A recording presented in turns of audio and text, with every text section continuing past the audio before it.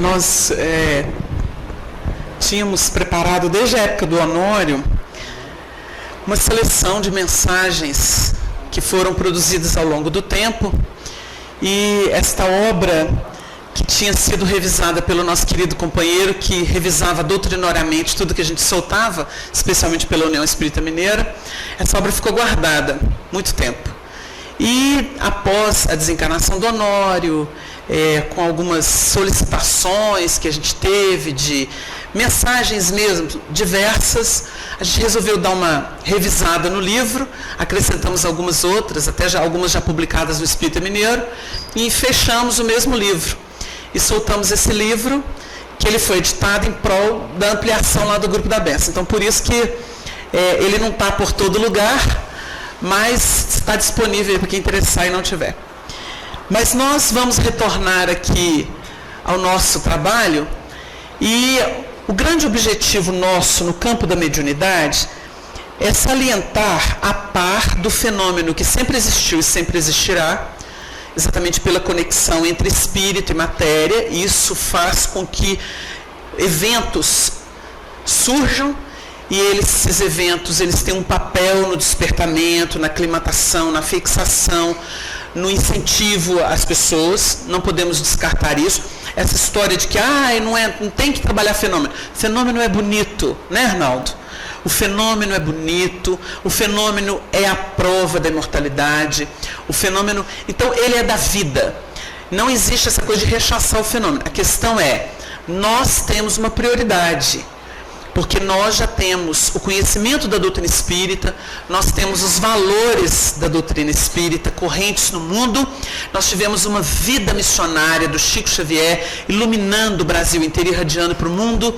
Nós precisamos então o seguinte: não temos como ficar na curiosidade ou na provocação de fenomenologia, porque podemos cair num caminho perigoso, e essa é a advertência do Livro dos Médiuns, dos Espíritos Superiores e do próprio codificador a nós. Nós precisamos focar o trabalho, a produção. O grande fenômeno da vida é a produção íntima. Então nós temos a proposta, o Espiritismo chegou, ele foi interpretado também num primeiro tempo, grandes idealistas surgiram, mas hoje nós vivemos uma espécie de convite à interiorização dos conteúdos. Então hoje nós estamos na doutrina espírita não para discutir filosoficamente que existe reencarnação, que os espíritos comunicam, que a mediunidade tem que ser colocada à parte e tem que cuidar dos médiuns como se eles fossem diferenciados. Não, são seres humanos. Todos os médiuns são seres humanos, com as mesmas necessidades, os mesmos conflitos dos outros seres humanos. São trabalhadores como todos, não importa em que frente esses trabalhadores estejam.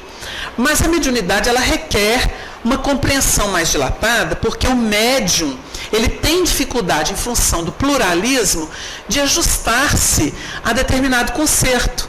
Então, por exemplo, ele fica sem saber se é ele, se não é. O grande desafio de quem inicia um trabalho mediúnico é distinguir. Mas a distinção, como tudo na evolução, ela só é feita no tempo.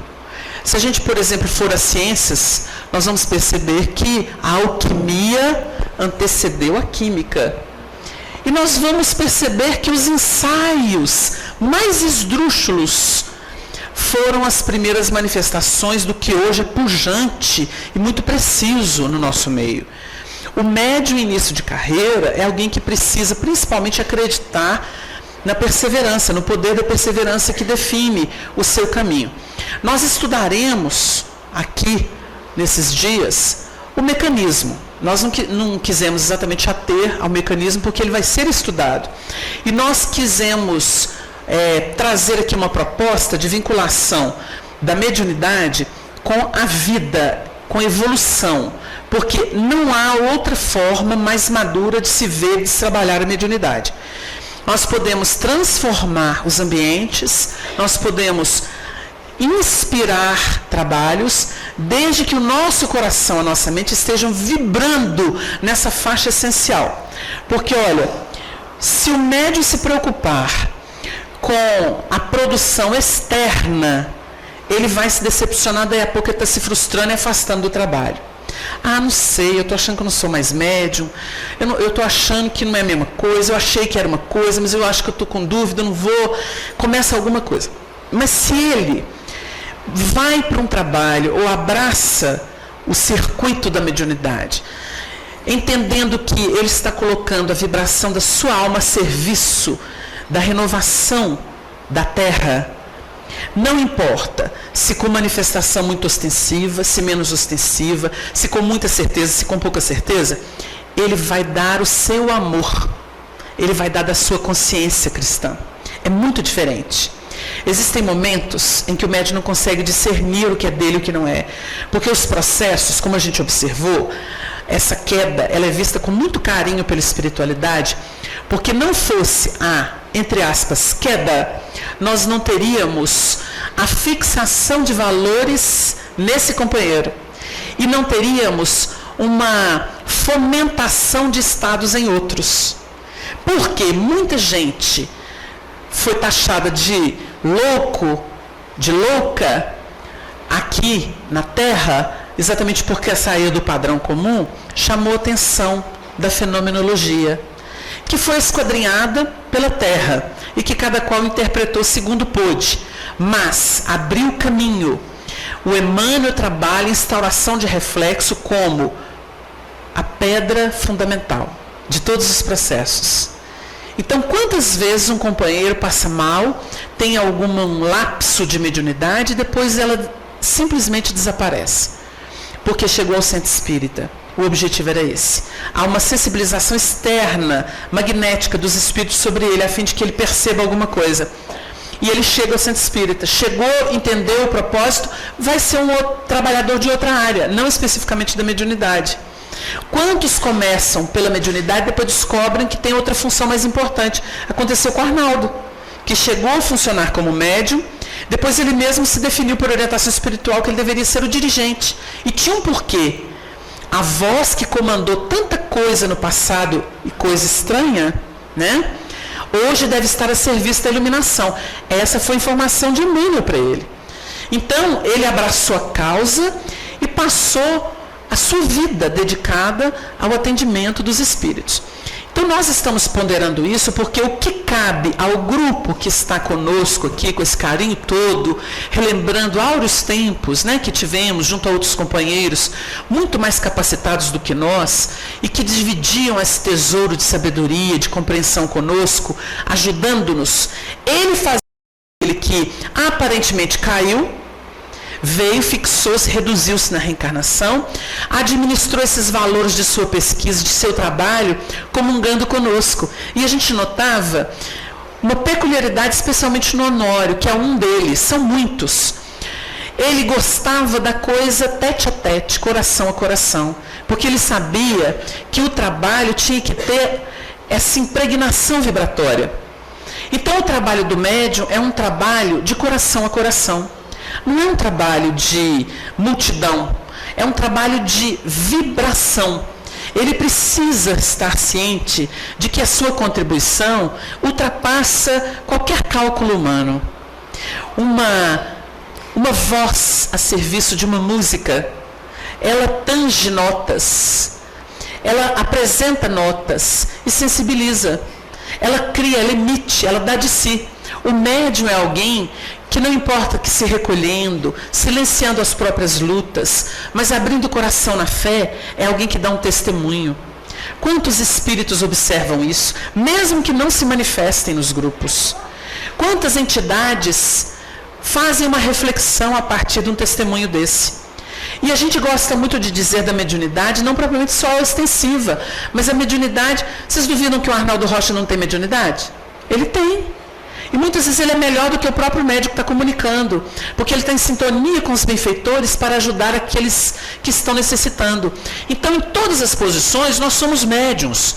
Os expositores são médiuns, porque a mente está plugada numa fonte dadivosa. Agora, é claro que nem sempre a pessoa, se ela não tiver zelo pela sua estrutura íntima, ela pode se equivocar. Nós temos gente que fala besteira. Tem gente que fala a esmo e sem conteúdo. Então é preciso focalizar.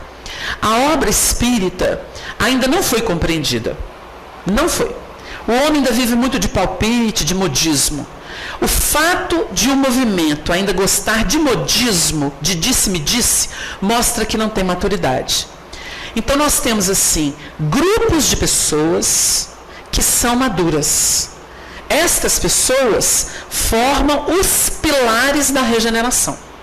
Porque o resto passeia. Passeia pelas ideias, passeia pelas invenções, pelas imaginações. Como diz o Arnaldo, deixa de fantasia. Ele avisa os médiuns, deixa de fantasia. E ele está sendo caridoso quando diz isso. Muita gente pôde fazer uma reflexão a partir de uma informação dessa. Porque não é falta de caridade, chamando a pessoa a gravidade, aquilo que é essencial. Eu sei que nós temos um grupo aqui querendo participar, interagir. Sei que tem muitos temas que gostariam de ter respostas, nós temos um tempo muito exíguo para isso, por isso o tema foi desdobrado em outros dias com outros expositores, mas nós gostaríamos de saber se pode ter essa interação. Né? A gente faz de forma ordenada, o pessoal também tem que contribuir para a gente fomentar essa discussão que é bonita, nós estamos descobrindo a vida no seio divino. Marlene foi a primeira.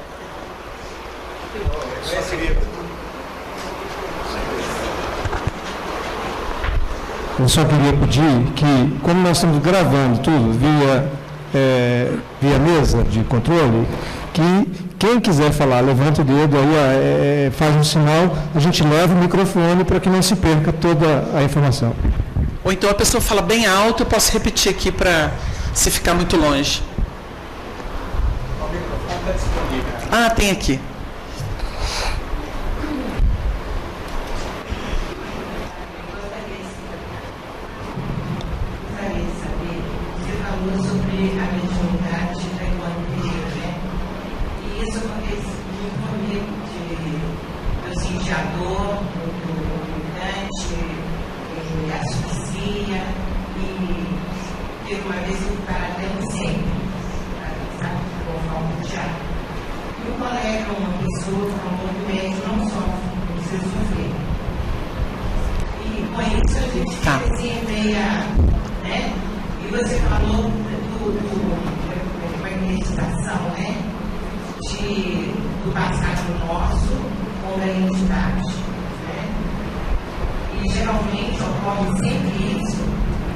Olha, nós só podemos interpretar alguém dentro do que a gente conhece.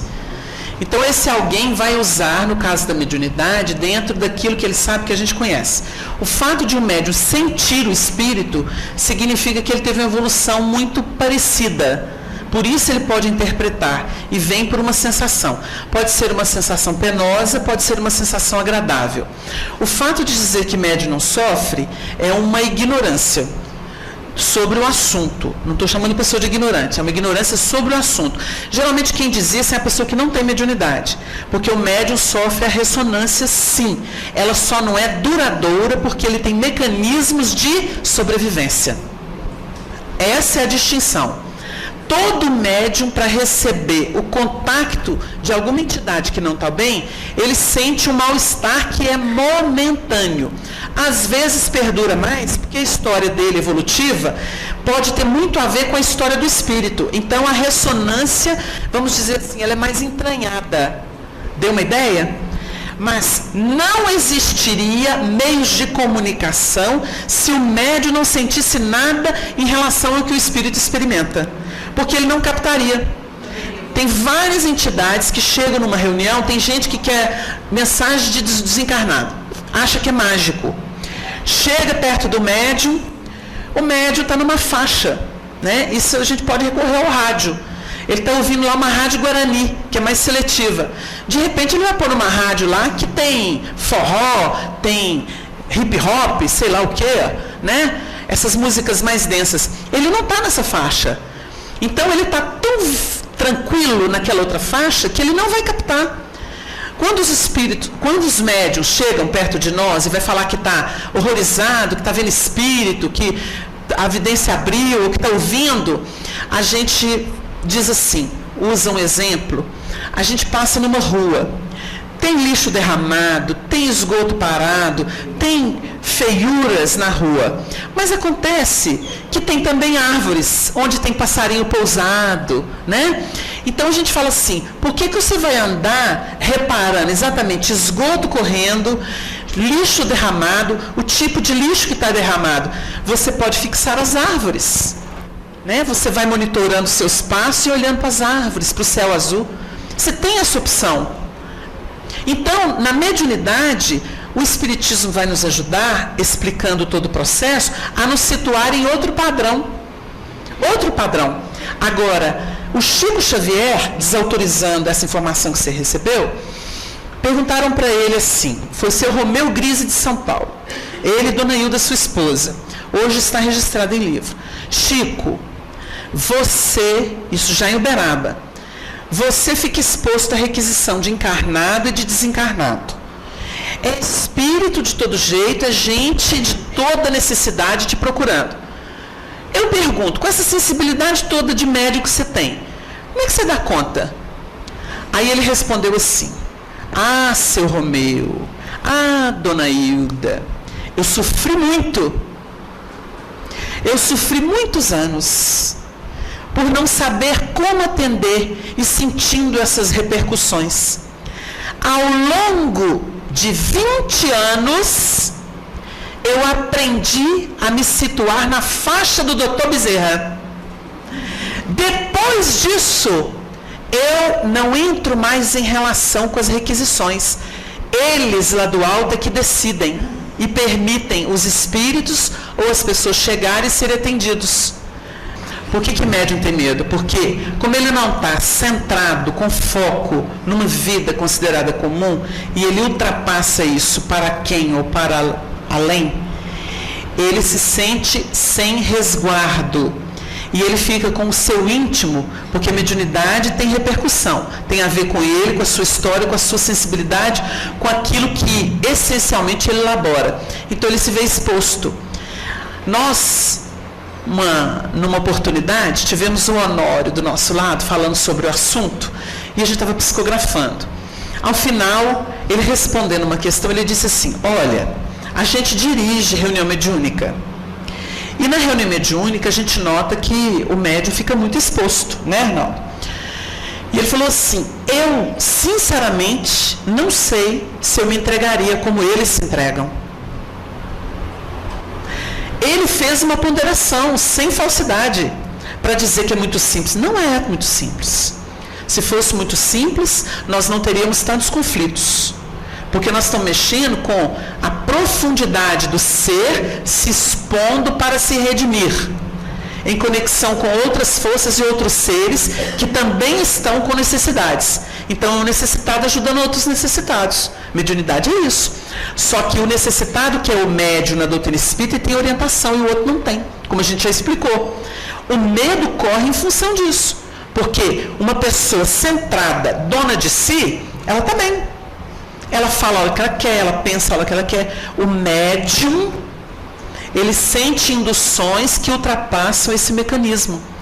Então, eu ouvi hoje de uma pessoa que ela teve um comportamento tão estranho que depois ela descobriu que ela era médium. Uma pessoa chegou perto dela, o Márcio estava contando isso pra gente. Chegou perto dela uma pessoa evangélica, com aquela estrutura toda rígida de conhecimento espiritual, sem chance para a mediunidade. Foi ouvir o caso de uma pessoa que estava entrevada. Quando a pessoa contou o drama, o sofrimento dela, danou a rir, deu gargalhada e não conseguia parar. Aí que, depois que ele acalmou e ele não sabia controlar aquilo, pensem bem, deu uma influência nele que ele virou e falou assim, isso não é doença. Quando ele foi pegar na coluna da pessoa, o braço engessou. E aí ele puxou aquilo. Ele não sabe. Ele interpretou como evangélico, contando o caso. Vão interpretar que foi o demônio e que Deus agiu. Mas nós temos uma ciência que estuda. Então, isso é o médium. Às vezes o médium, involuntariamente, ele pode entrar numa. Claro que isso vai acontecer até ele ganhar uma estrutura. Quando o Chico falou que tem que desenvolver ou se revestir de pele de rinoceronte, é nesse sentido. nós vamos criando, desenvolvendo um calo. E aí chega uma hora que vem aquele espírito mais atormentado. O médium dá uma alteradinha, mas no instantinho, o espírito fala assim, estou amarrado. Tem muito espírito que fala, estou amarrado, estou preso. Na verdade, é o médium que é contido. Tem um lado espiritual disso. Então, o medo é compreensível. Agora, nós temos que entender, até pela parábola dos talentos, que o medo não foi justificativa para o Senhor. Ai, tendo medo, enterrei na terra o teu talento. Vai enterrar a mediunidade? Mas o ganho está na ousadia, com responsabilidade. Não é isso, Arnaldo?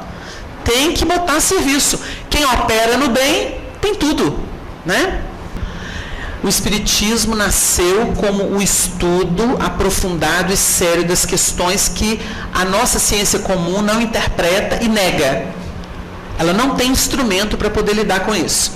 Inaugurou-se na Terra a ciência espírita, com seus desdobramentos filosóficos, consequências morais.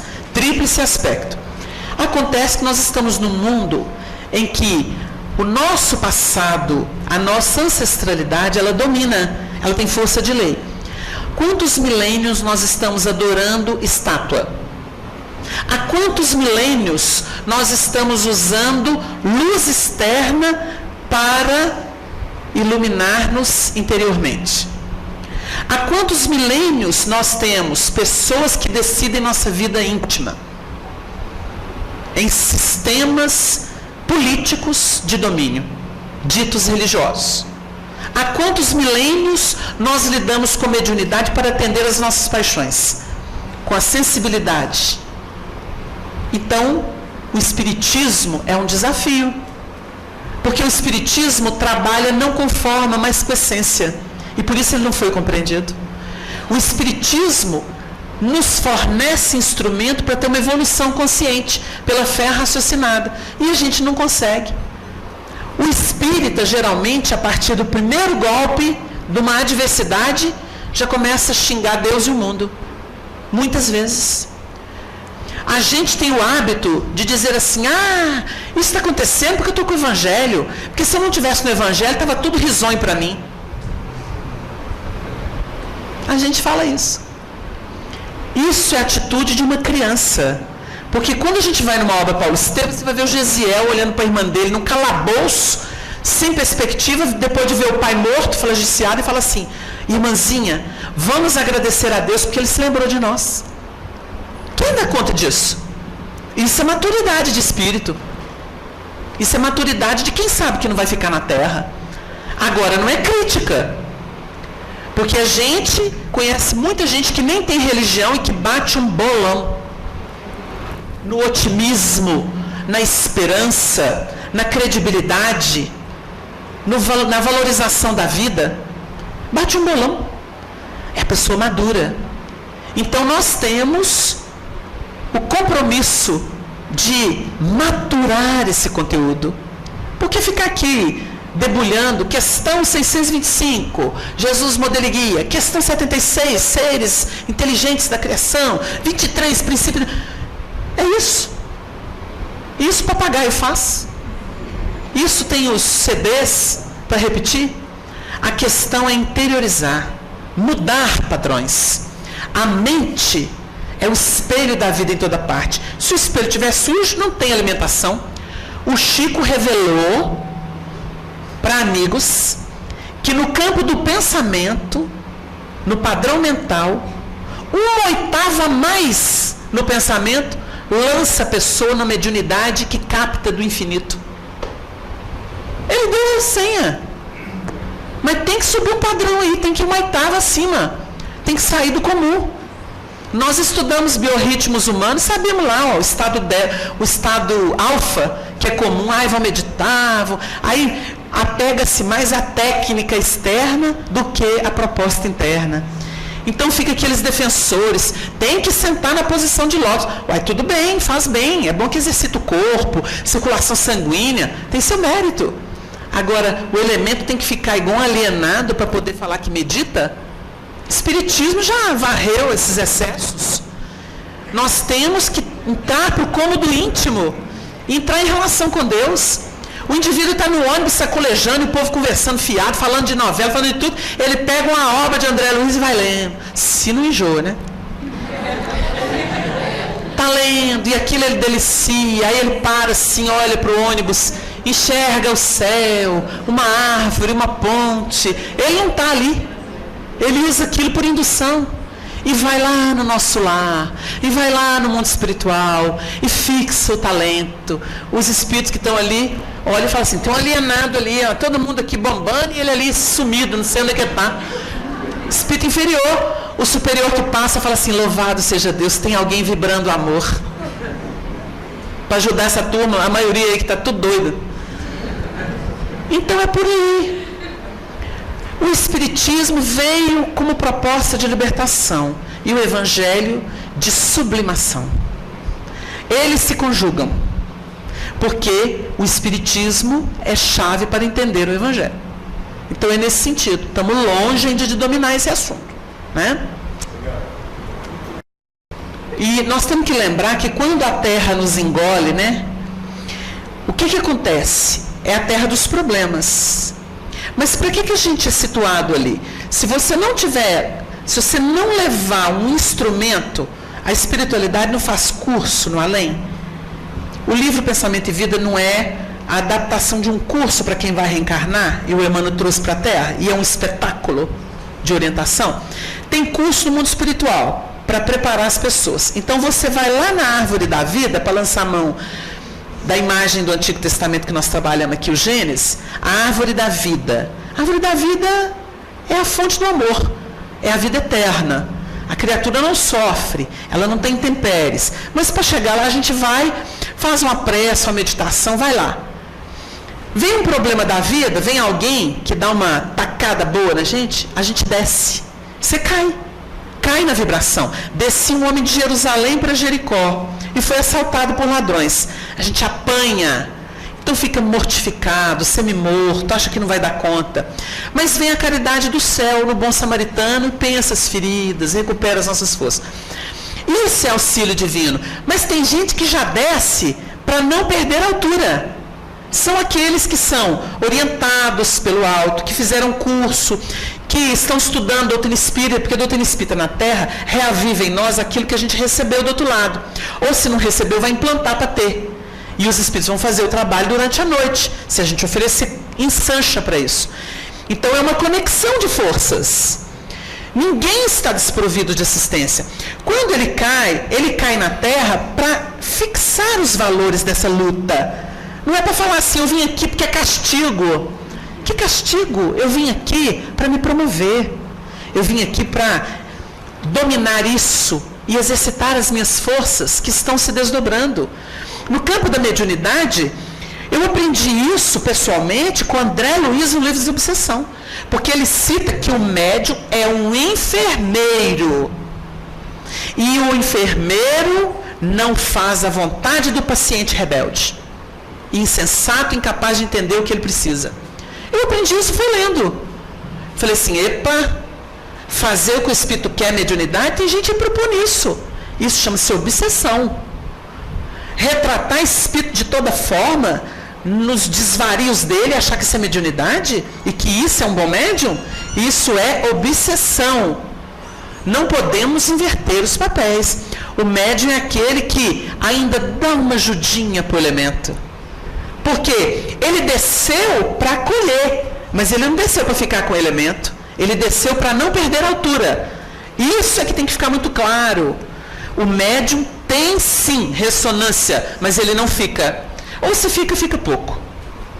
Nós entendemos o trabalho da transformação moral, que é o termo utilizado por Allan Kardec, naquele item que trata dos bons espíritas depois do homem de bem. Porque a transformação moral, ela dá uma ideia mais plena do que ocorre na evolução.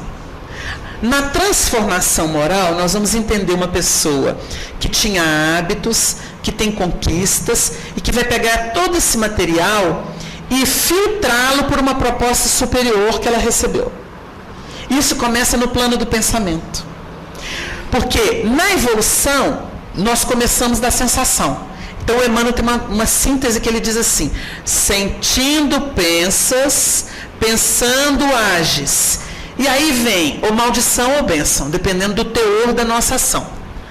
Acontece que nesse plano de escalada evolutiva, em que nós estamos com o bonde andando, muitas vezes nós somos chamados a pensar, porque nós temos automatizado uma série de sentimentos. O corpo emocional, o nosso é viciado, atormentado.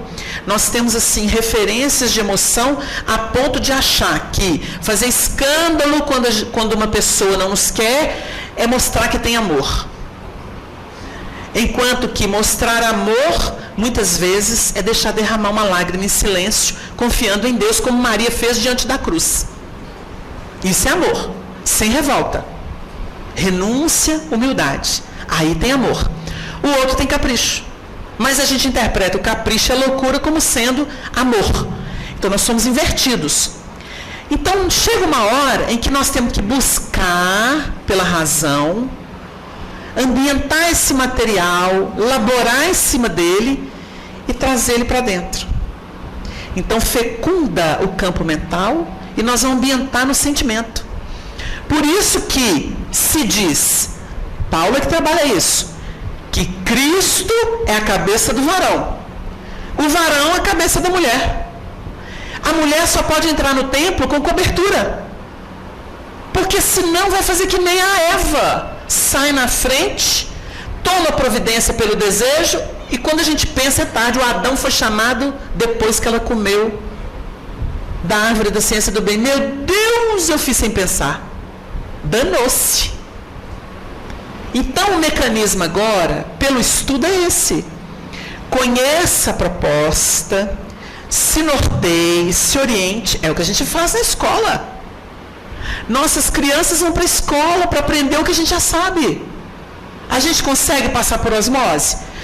Ele vai colocar o cérebro para funcionar e, concomitantemente, vai começar a adaptar-se àqueles padrões.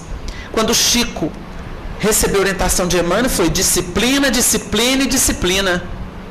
Ele teve que começar a refletir sobre isso. Então ele fala, ao final da vida, que nunca a disciplina foi imposta, mas que ele as aceitou. Todas as disciplinas, ele as aceitou. Aí eu pergunto para vocês, no mundo que nós estamos vivendo, alguém no cabresto vai aceitar? Hoje, nós temos uma diversidade. Transição é isso. Cada um faz da sua cabeça. O Honório dizia que em transição não tem lei. O povo está zombando das leis instituídas. Não tem medo delas. Metralha o ambiente dos policiais. E sai sem ninguém ver. Tem lei? O camarada dá beijinho na mãe, dá uma enroladinha no pai, sai para usar droga e chega como um santo. Camufla. Até que se descobre um dia. E vai falar para ele que não pode. A vida é minha. Não pedi para nascer, mal sabia ele que pediu, né? Implorou, chorou. Mas tudo bem, rebeldia. Então, nós estamos hoje aprendendo a ser espontâneos na busca da luz. Por isso a religião hoje não é mais coercitiva. Já teve a época dela. Mas a gente estava na infância espiritual. As pessoas que não estão mais na infância espiritual não se adaptam aos cabrestos, ao domínio de outro em que muitas vezes tem muito menos do que ele. Então ele começa a refletir, a sentir e percebe que aquilo não atende e vai buscar um ambiente que o atenda. Então o espiritismo é emancipador por natureza. Não sei se deu uma ideia.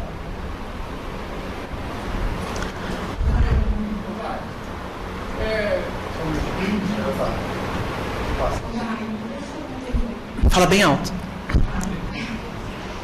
No caso nós, que estamos chegando agora no trabalho de junho, nós sentimos muita falta de conhecer, por exemplo, como Chico Xavier, o Honório e outras pessoas que tinham bagagem de experiência muito grande, né, e que nós pudéssemos aprender com espíritos dessa literatura. Então, nós que estamos chegando agora, nós estamos lidando com a teoria através dos estudos, dos centros, autoescola muito grande, por médico em si, a gente está carente disso.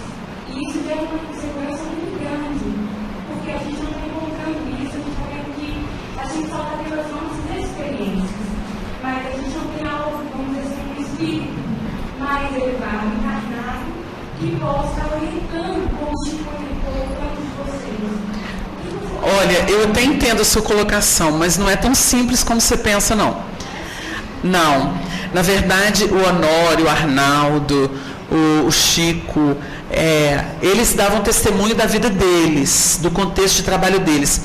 E essa troca se dava no movimento espírita, em encontros, em debates. Por isso acontece isso aqui. A gente vai trocando. Ninguém tem isso de forma plena. Nós estamos saindo da ignorância para a sabedoria. E o verdadeiro aprendizado, embora a gente tenha balizamento e sem ele a gente se perde, é a mesma coisa de uma estrada. Você tem as placas, você tem os sinaleiros. Isso é segurança. Se você despreza isso, você pode se matar e matar pessoas no trânsito.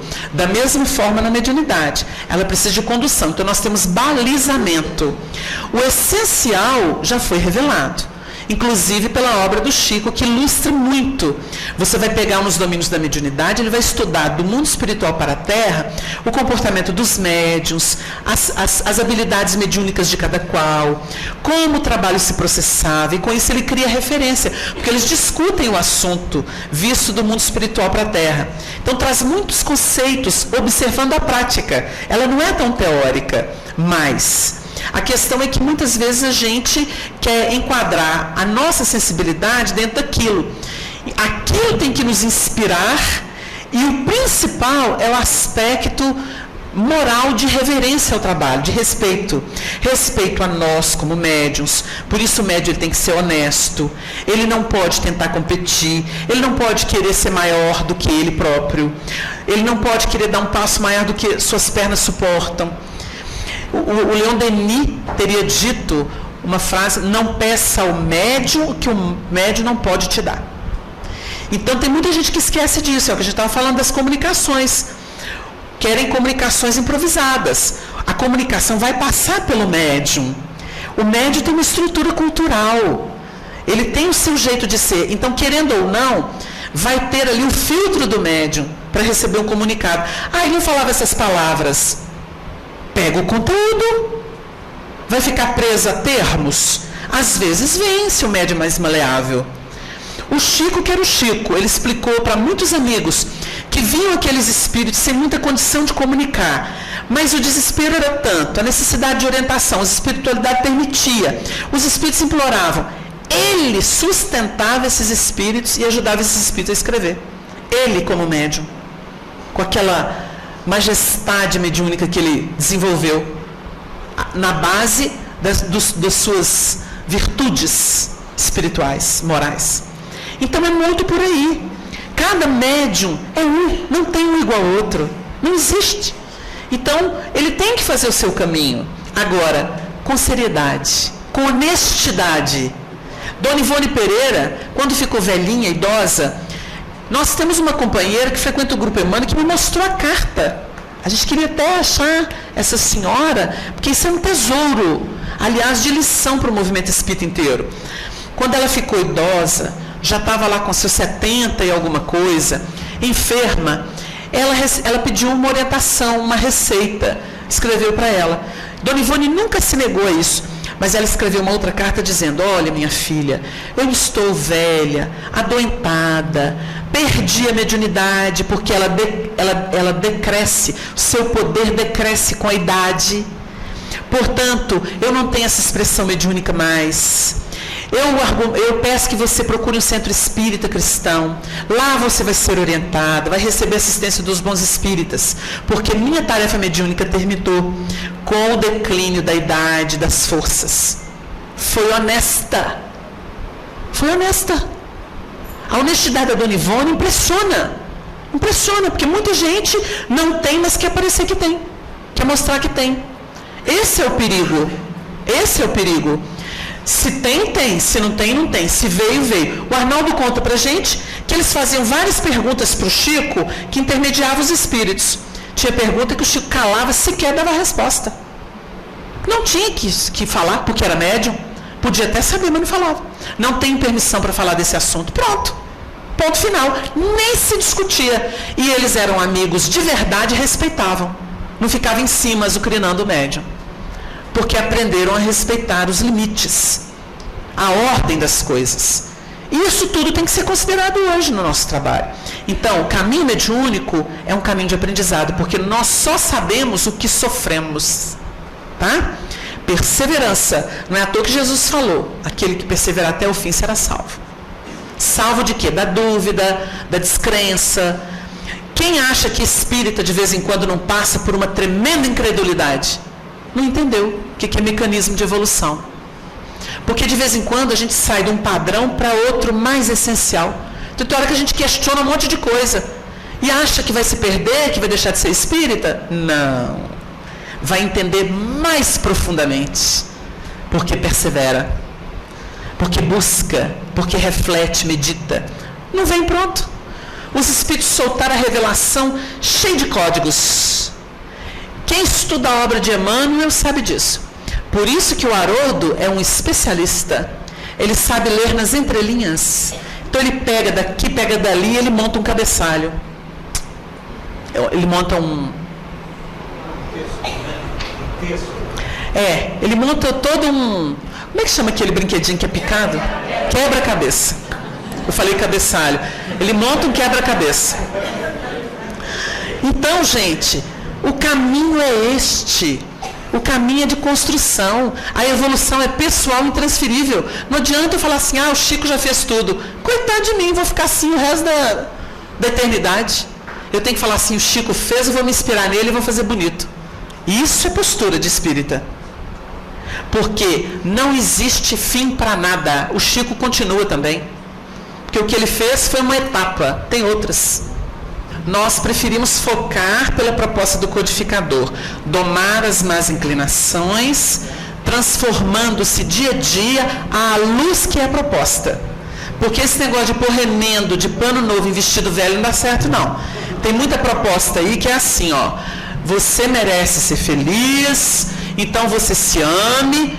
Aí eu lembro do Chico. O Chico dizia assim, esse negócio de autoconhecimento, esse negócio de ficar aí entrando muito para dentro, eu sei as feiuras que eu tenho, estou querendo ver isso não, eu estou atrás dos bons espíritos e abraçando o trabalho de amor, porque eu tenho que gerar mérito para sair da minha feiura. Ele deu a senha. Agora esse negócio de ficar se idolatrando, se dando beijinho todo dia, claro que eu não preciso me dar chicotada. Agora, é homem velho? Cala. Porque o Cristo é que tem que falar. Isso é transformação visceral. Não é essa coisa de remendozinho que muitas vezes se propõe, não. Tá? O Espiritismo veio ao mundo como um filtro divino, porque ele traz o Evangelho de volta. Quando a gente passa assim, o homem velho ficou, o novo saiu essencial. Eu não levo o gênio do Wagner, a vaidade do Wagner, a presunção do Wagner, não levo nada disso. Eu saio lá assim, Senhor, manda aí que nós vamos aguentar. É por aí. Agora esse negócio cheio de dedo, eu vou ser médium, mas não posso ter contato com o público. Segura. Eu permito apenas 5 perguntas. Fora disso me cansa, beleza.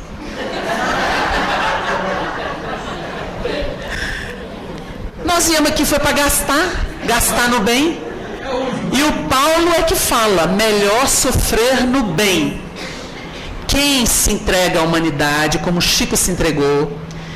E é pena, que uma médium, que foi espírita, graças a Deus ela deixou de ser, para não confundir, falou que não queria virar o lixo que o Chico virou. Por isso que ela ganhava dinheiro com os livros. Ela não queria virar o lixo que o Chico virou. Agora, quem dera se fosse esse lixo, hein, gente? Um lixo de Jesus. Ave Maria. Vai lá. O seu capítulo fala que a mediunidade de efeito físico, ela caracteriza equívoco, porque atrai só curiosidade. a gente não entende como equívoco, mas ela diz o seguinte: a mediunidade é efeito físico, se colocada apenas para atender a curiosidade, ela pode despencar num terreno bem delicado. Quem já leu, quem pesquisou a história das irmãs Fox, vai ver que 2 delas se entregaram ao alcoolismo. Muita gente vai rechaçar, os adversários da doutrina falam que espiritismo enlouquece, deixa a pessoa viciada em bebida alcoólica, mas na verdade não é isso. Como a mediunidade é efeito físico, lança mão das energias das próprias células do indivíduo, ele é muito visado pelas entidades que têm interesse em viver na Terra. Então eles são muito visados e por isso eles são muito assediados. Sem um trabalho moral, fica muito difícil. Na época das irmãs Fox, elas não conheciam o espiritismo, não existia ele codificado. Elas não tinham uma referência moral espiritual de valor para dar uma cobertura. E mesmo assim trabalharam recebendo orientações limitadas desses espíritos que quiseram apenas demonstrar a imortalidade. E fizeram um trabalho maravilhoso. A humanidade deve muito a elas, por mais que elas tenham sofrido. E olha, sofre muito. Para quem não sabe, o médium, principalmente o médium clarividente, desdobramento, geralmente eles têm muita sensibilidade no cérebro, tem muita dor de cabeça, muita.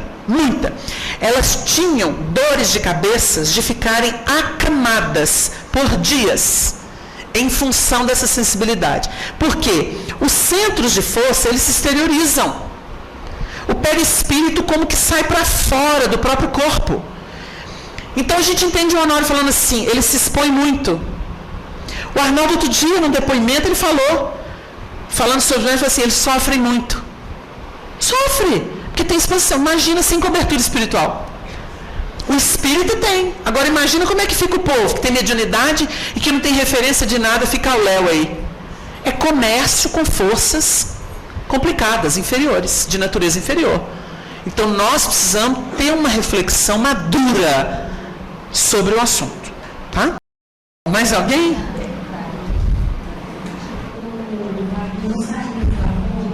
Vocês fizessem para a gente a questão do trabalho mediúnico na prática, até onde vai a educação? Porque há muitos espíritos brincam de médium, chaleira, várias expressões assim que traduzem a questão da falta de educação. Mas até que ponto a gente precisa se cumprir? A gente já sabe onde das vibrações que a gente tem que trabalhar. Olha, ela tocou num ponto, assim, num assunto muito importante. O psiquismo do médium é algo assim tão sensível que não deveria ter uma ação coercitiva sem que ele estivesse preparado para isso. Da mesma forma que o dirigente da reunião ou que o chamado doutrinador, que não é o nome mais adequado, ele vai com todo carinho abordando o espírito, sem violentar, ele tem que fazer a mesma coisa com o médium. Porque o médium, muitas vezes, ele já é confuso pela ligação dele com a entidade ou com as entidades. Então, não importa se é no início. O início é pior ainda, porque ele chega assim, com uma família, né? Chega com aquele âmbito, aquela corte. Então, ele é um meio camaleão, ele fica assim, com mil sensações. Então, é aquela habilidade. O acolhimento é com carinho. O médium ganhou confiança, porque se o médium não confiar, ele não produz. Ele fica na defensiva. Mediunidade é um desafio, gente. É um desafio. E um grupo produtivo é, acima de tudo, um grupo fraterno, em que a compreensão prevalece.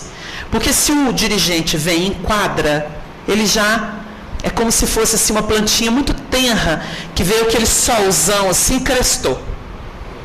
Aí ele vai procurar, não tem mais nada, está árido. Não é isso, Arnaldo? Então ele tem que ter aquele carinho de saber que a planta é frágil, que tem que ganhar no tempo a confiança dela, para ela poder se revelar e ele poder conhecer os seus potenciais. Então, o médium, ele vai se manifestar como ele sabe, como ele traz na sua alma dependendo do tipo de espírito. No tempo, o dirigente vai falando com carinho, olha, procura ficar assim, mais centrado, lembra que você é um enfermeiro, né? E vai envolvendo. O médium precisa dessa atenção, porque senão nós vamos cair naquilo que é a crítica de muita gente aos trabalhos espíritas, que engessou, que proibiu, porque tem reunião aí, gente, que o pessoal chegou a proibir manifestação. Agora, como é que faz? Eu vou lá na fonte, lá nas rochas, onde brota água, e falo assim, para! Você não vai produzir água mais não. Eu sei que tem água aí, mas não precisa produzir mais não. Eu vou virar para a minha sementeira de alho e falar assim, não brota não, que eu sei que vocês estão aí. Ué, que isso? Eu pus o médio, que é uma semente na terra, vai sair, ué. Não é não? Vai sair. Eu tenho que procurar orientar essa produção. Essa é a habilidade. Eu costumo dizer, quando nós saímos por aí falando sobre mediunidade, que o grande desafio de uma reunião é o dirigente. Porque dependendo da habilidade ou não dele, a reunião toma rumos lamentáveis. Não tem aquele ditado que fala assim, se a cabeça não pensa, o corpo padece? É por aí, gente. Então, o dirigente, os seus assessores, tem que ter um carinho. Agora, também não é virar bobo, não, né? Médio faz o que quer com eles, não é isso não, é ter filtro. Para isso tem que conhecer doutrina, desenvolver psicologia do ser humano, conhecer as pessoas, estudar isso, saber o que é dos espíritos, o que não é. Isso leva tempo, né? Mas é possível.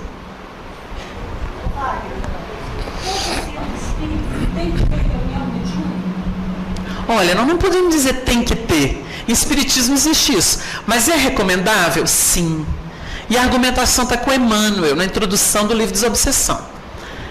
Todo centro poderia desenvolver uma equipe que atendesse aquela demanda espiritual que concentra ali. Você acende uma luz no meio do mato. Não quer que venha mariposa, grilo, abelha, e vai tudo trombando na lâmpada lá ou no facho de luz. Então você acendeu uma luz espiritual. É óbvio que a necessidade, o fascínio que ela exerce vai atrair as entidades. Então nós vamos ficar meio pressionados, não sei porquê, parece que a gente está comprimido aqui dentro, você está precisando de obsessão. Que não é um termo ideal, né? O Arnaldo vai falar ali para nós.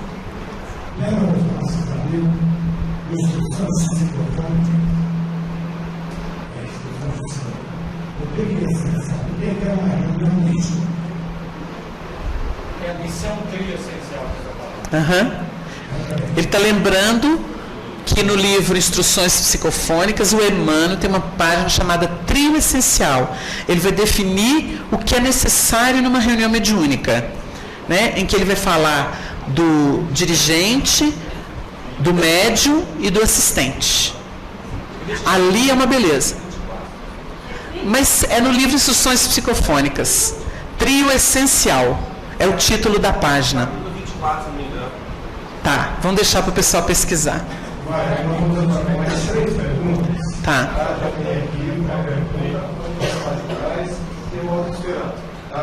Ok.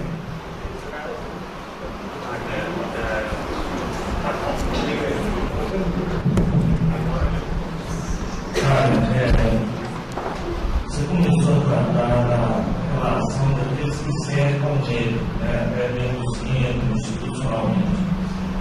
Mas a gente vê que normalmente os médicos eles trazem algumas novidades para as estruturas. Então há um conflito histórico entre, por exemplo, o sacerdócio profetivo, que o Arminiano mesmo comenta ali no início do cristianismo, que depois serviu para engessar o próprio cristianismo.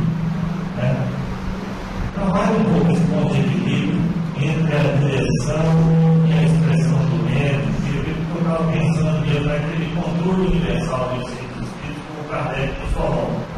Como é que é importante a gente estar intercambiando, estar fechado só dentro do centro, do médico?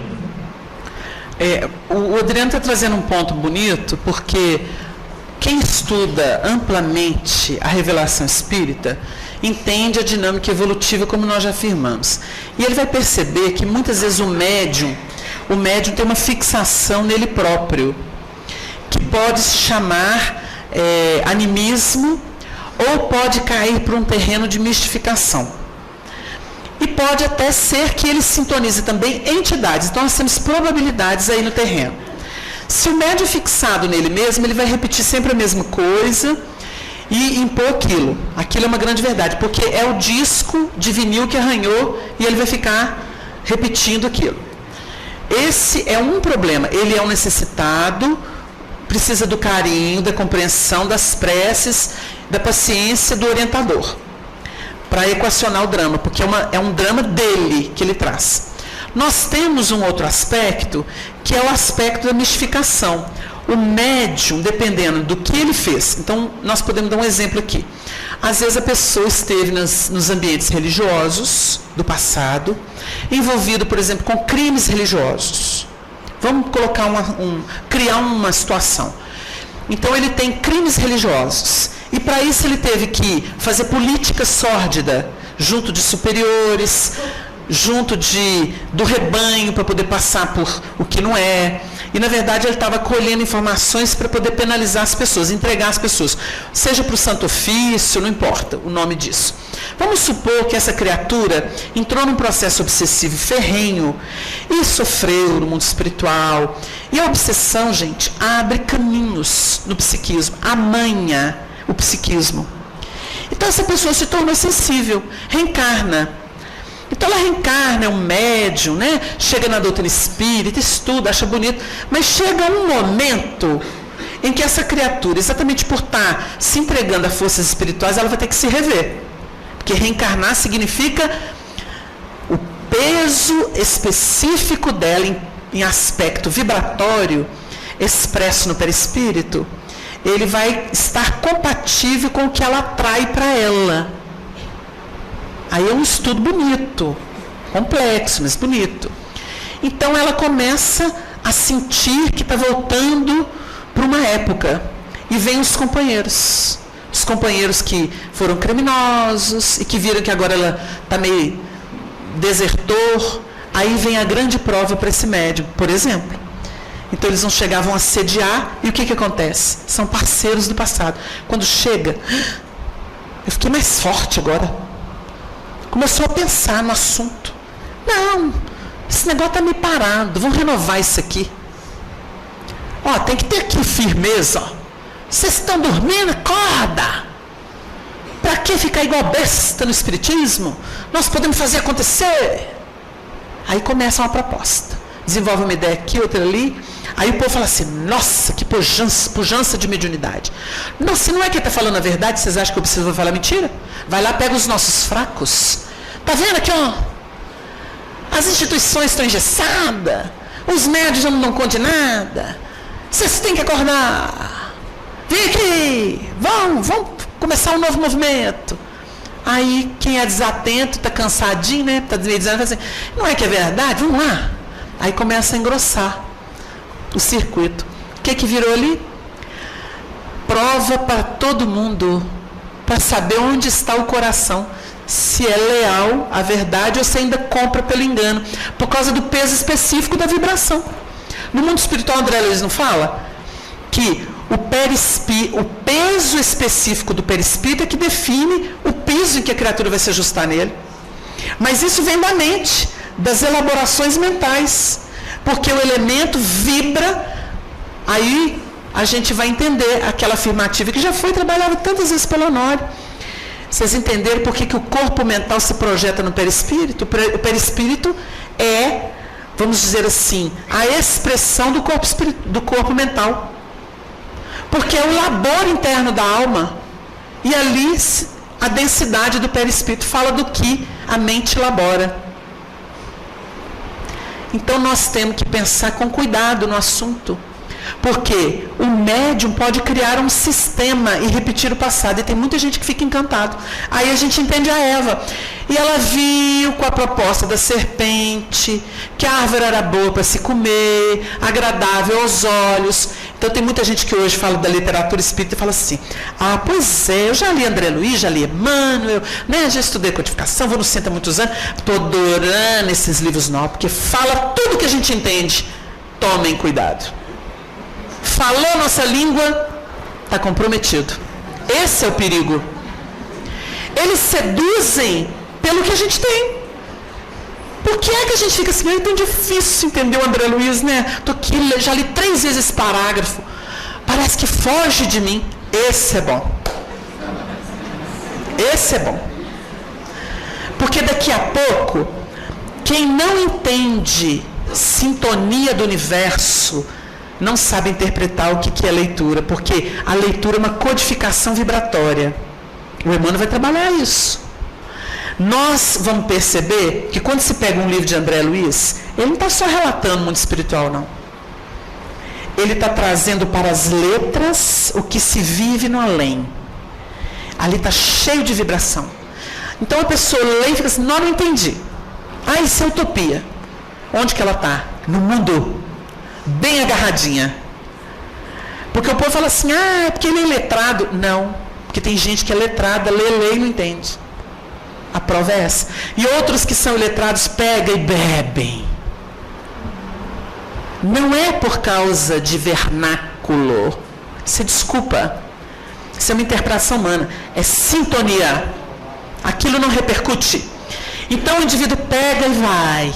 E vai embalar. Ai, que coisa linda. Ai, que maravilha. Ele está sintonizando. Quando vai ler de novo, nossa, tem coisa aqui que eu não tinha pensado. E vai, porque o livro, ele não é um livro, ele não é uma cartilha fechada. Ele é um universo. Múltiplo. Médium de revelação é isso. Não é essa coisinha assim, faça aqui, autoajuda.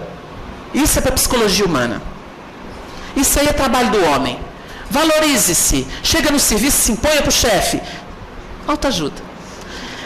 Trabalho de revelação nós vamos encontrar principalmente em Chico Xavier. Ali você vai entrar, sua alma vai sendo requisitada, abre porta, abre janela, você começa a entrar, vira um labirinto. Aí você começa, é aquilo que a internet faz. Você vai num link, ele te joga para outro, ele te joga para outro, ele te joga para outro, ele te joga para outro, e aí você fala assim, não, já não sei onde é que eu estava mais. Não importa. O livro te fez passear pelo infinito. É isso, gente. Cuidado com aquilo que é muito igual a nós. Cuidado. Para o André Luiz narrar o livro Libertação, vocês acham que não teve um estudo no mundo espiritual? Porque ele tinha que descer e falar daquilo sem deixar as mentes que iam acompanhá-lo lá. O Emmanuel teve que falar do Império Romano. Quem consegue falar do Império Romano sem deixar as pessoas lá com saudade? Dos horrores que aconteciam e que a gente ainda gosta deles, por isso tem carnaval. O Emmanuel foi, ambientou, passou por tudo e ninguém fica. Agora você pega a literatura aí que fala assim, ó, no vapt-vupt. Fala tudo. E a pessoa fala assim, que bom! Ele fala claro. Fica. Ô, mulher de Ló, virou estátua de sal. Vira uma obsessão só. A obsessão se torna coletiva. Agora esse assunto é grave, não pode nem ficar falando muito. Tem duas perguntas a fazer. O médico de efeitos físicos, me parece, pelo assédio que ele tem, ele sente muitas dores. Ele deve procurar amenizar essas dores com medicação, com analgésico ou não, né? Cada um se vira como pode. Se num primeiro momento ele precisa do medicamento, ele toma com orientação médica. Mas ele tem um compromisso de continuar doando de forma certa, se orientando, se fortalecendo moralmente, para não ficar aí, tá? Então, circunstancialmente, nós lembramos aqui um caso do Dr. Elias Barbosa, que o Chico, quando houve o abandono, né, do Valdo, foi um outro golpe muito duro para ele. O Valdo simplesmente foi para outros rumos e para o Chico foi assim uma perda, porque ele dividiu o trabalho, que não era fácil. Muita gente, o Brasil inteiro em cima dele, até o mundo. Então, ele ficou muito angustiado. Nesse período, ele começou com manchas no corpo. E ele mostrou para o doutor Elias Barbosa, já desencarnado há pouco tempo. E o doutor Elias Barbosa, então, receitou para ele um antidepressivo. E o Chico começou a tomar e melhorou. Ficou bem, né? Precisou de um andaimezinho de sustentação. Para vocês verem como que o Chico também era humano. Para tirar essa coisa divina dele, né? Então o Chico voltou à vida tranquila, deu a volta por cima, né? Então passou muito tempo, mais de ano. Aí o doutor Elias, no encontro, lembrou, perguntou: Chico, você ficou bom daquilo, né? Você tomou a medicação? Uai, doutor Elias, estou tomando até hoje. Eu falei assim: então para! Por quê? O doutor Elias esqueceu de falar um período, de acompanhar o caso, né? Porque o Chico é aquela coisa extraordinária. Então, bem orientado pelos espíritos, achou que tipo, isso não falou.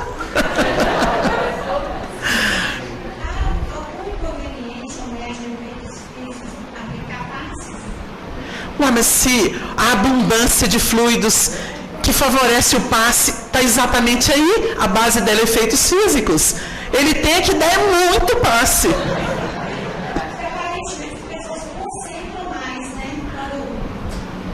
Quando é o médico especificado no passe, as pessoas parecem que se concentram, ficam mais compenetradas. Isso fica parecendo que não está muito certo. Não tem nada disso não. Cada um doando por amor e está tudo certo, com consciência espírita.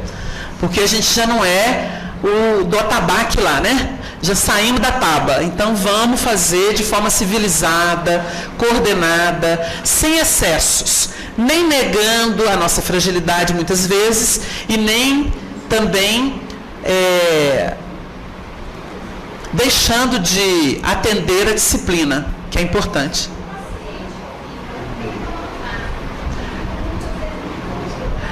Não tem problema não, deixa relaxar, a gente vai lá e desperta. Fulano, tá na hora.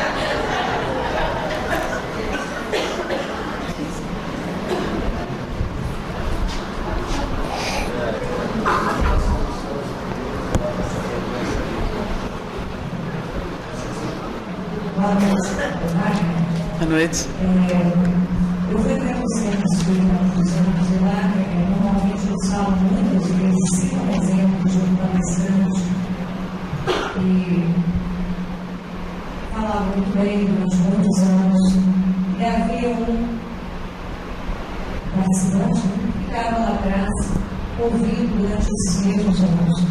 Os dois encarnaram e se encontraram.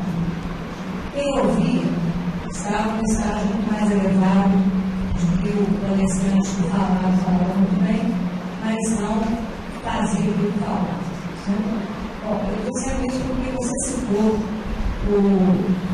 uma autora de livros espíritas que eu acredito que quando ela tem começado com um caminho determinado e foi para outro caminho, conforme você falou. É livre-arbítrio, né? Não estamos criticando, apenas citando. E normalmente nós temos espíritas que normalmente há livrarias, e as livrarias, os livros dessa autora não podem ser vendidos, não são vendidos, né?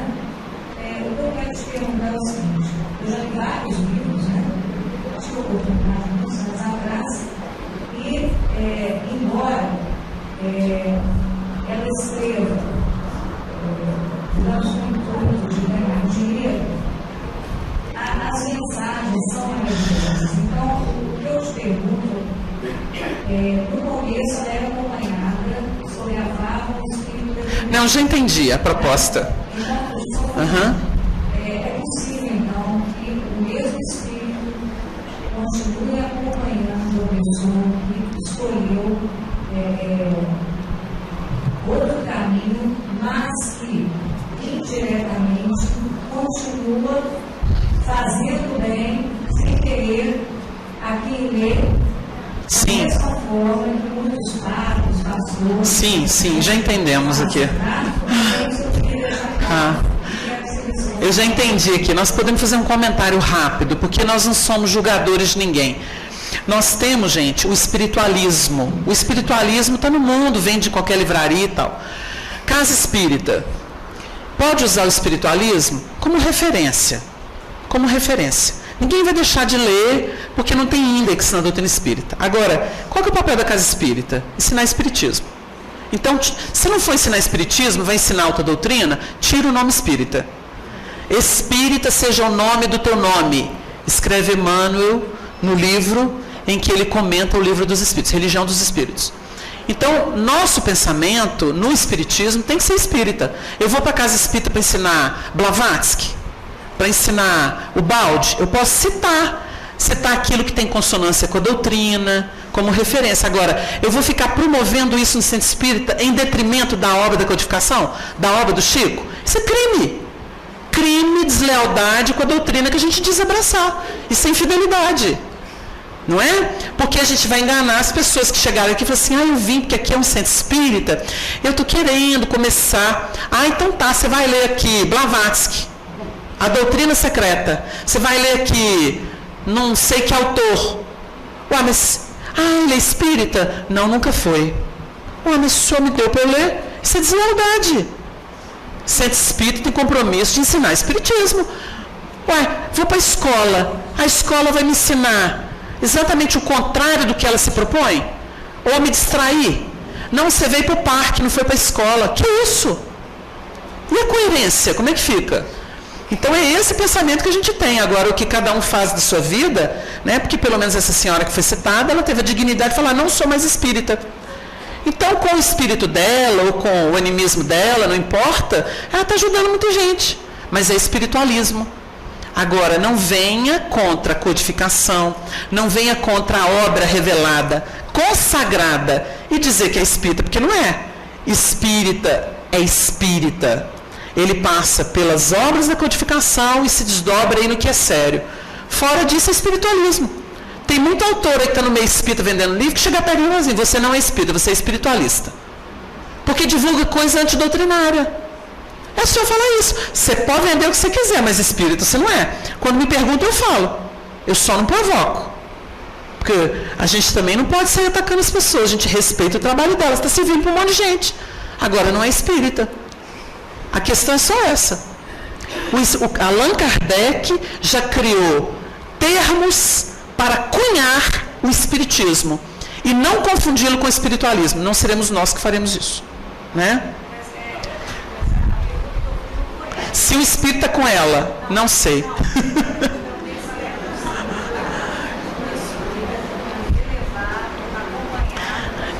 A elevação de um espírito, assim, ela é questionável.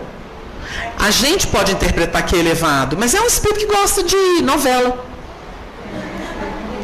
Quando eu digo novela, o Victor Hugo escreveu novela, um novelista maravilhoso. Não é? Quantos outros na história? Então tem muito espírito novelista. Mas não passa disso. Porque o espírito sabe que tem reencarnação, imortalidade, escreve coisas lindas, e daí? Agora, se perguntar, tem conteúdo profundo? Não. Fere os temas comuns do espiritismo. Reencarnação, imortalidade, parará, com aspectos decorrentes de moral. Agora, profundo, se vocês perguntarem, são os romances de Emmanuel. Aí é profundo. Há uma diferença. Livro doutrinário, em termos de romance, pega Ivone Pereira. Aí a gente vai ver doutrina. Então, a gente vai ver a diferença, né? Mas tudo é válido, né? Tem muito livrinho aí que tem até muita informação errada, despertando muita gente. Mas quando chega no centro espírita, tem que aprender espiritismo. Eu acho que o tempo mais que passou, né? Vamos pensar aí, gente, só para terminar, que a matéria como laço de tropeço, ela realmente vem ao encontro daquilo que é a nossa suscetibilidade, aquilo que é a nossa fragilidade, a nossa concupiscência. Então, quando nós nos ambientamos na reencarnação, nós entramos num clima de compensação com o que a gente tem. Por isso a gente encontra tudo certo para revisar a nós mesmos, tá? Essa fixação, ela é compatível com a nossa carga vibracional. Então, não tem nada errado. A mediunidade não está errada, o trabalho espírita não está errado, as companhias não estão erradas. Nós é que precisamos entender a nossa compensação, ou seja, revisando aquilo que é nosso histórico, a nossa necessidade de fixar valores em cima daquilo. A terra só vai engolir a gente e escravizar se a gente deixar. Mas se a gente relativizar o poder dela sobre nós, acabou. A mesma coisa o médio passando mal. Ele só passa mal muito tempo se ele quiser, e aí é um processo obsessivo, porque ele se deixou levar. Agora, ele tem que entender, sob a orientação que ele recebe, que ele pode neutralizar e relativizar esse mal-estar.